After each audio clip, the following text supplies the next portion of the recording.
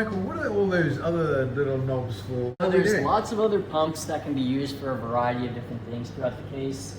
Really the bulk of it, as far as these three large pumps here, is in the simplest way, all they do is they bring blood from the field back to the reservoir. So this thing right here is our venous reservoir. It's kind of like our control station. It's where we manage patients' blood volume. It's where all the blood returns to. It's where we give medications, where we draw samples off of.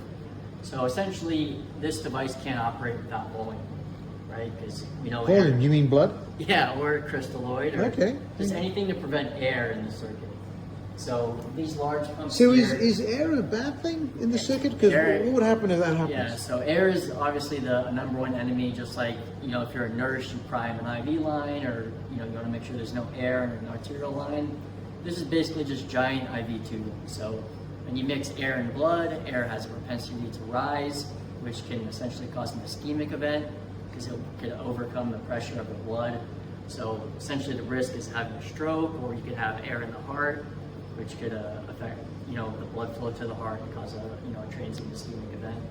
So really our whole job in the morning, why we get here so early as perfusionists before the surgeons and before some other people. You don't get here before me.